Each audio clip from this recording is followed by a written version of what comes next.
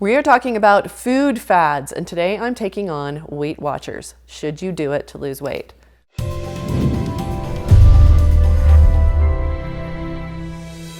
Hi, I'm Robin Openshaw, and I am known online as the Green Smoothie Girl. And today I want to talk to you a little bit about what's good and what's bad about Weight Watchers. I do want to point out there's lots of ways to lose weight, and not all of them make us healthier except for the weight loss. What if we look for the way to lose weight that's actually really, really nourishing to your skin, your cells, your organs, your lymphatic system, your everything is being nourished by the foods you eat. Let me tell you my issues with the Weight Watchers program. First, let's start with the positives.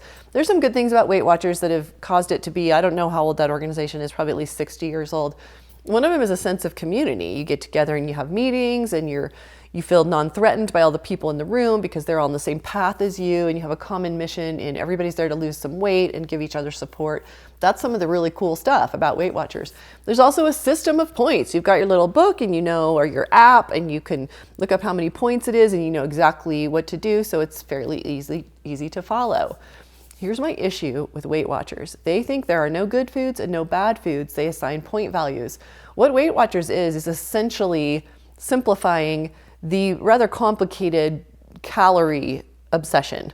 Just because a bunch of Oreos is like 18 points or whatever, and greens are free and you can have as many as you want. There's some value assigned there, but the value only seems to be assigned based on calories. And so just because you can have anything you want doesn't mean you should. And so that's probably part of why Weight Watchers has been really popular. What if instead of counting points of things, which is going to get old and it's going to backfire on you eventually if you're like 90-something% of people who diet and they gain back the weight, what if you put some things into your diet? What if you put the good things in and it just has a tendency to bump the others out? So I'm a big fan of just eating whole foods. And you know what? You can get accountability by having your spouse or your child or your next door neighbor or friend be on the journey with you. And what if you just make a shift to eating whole foods with that friend, and you support each other in it and support each other in sharing recipes and ideas and maybe even sharing food prep? So at GreenSmoothieGirl.com, we love to have you do a 26-day detox. You're eating super clean foods, no processed foods whatsoever. Average person loses almost 13 pounds. But at GreenSmoothieGirl.com, we like you to do the 26-day detox and then go to 12 steps to whole foods. And this is what I did to lose 70 pounds. I'm not going to say it was easy, because you always default to those cravings, and those cravings are sometimes things that are really bad for you. But I found delicious ways to eat whole foods, and you can too. So bottom line is, one thing I don't love about Weight Watchers is that there should be more emphasis on the quality of the food. Eating foods with more fiber, eating foods with more fruits and vegetables, they've probably gotten better over the years.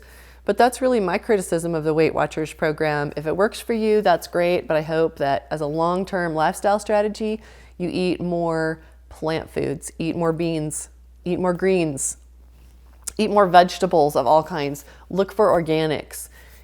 It'll show up in lowering your medical costs, even if it costs a little bit more. Hope that this information is helpful to you. I am at GreenSmoothieGirl.com, and I send a newsletter every week. Totally love my YouTube followers. Thanks for listening today.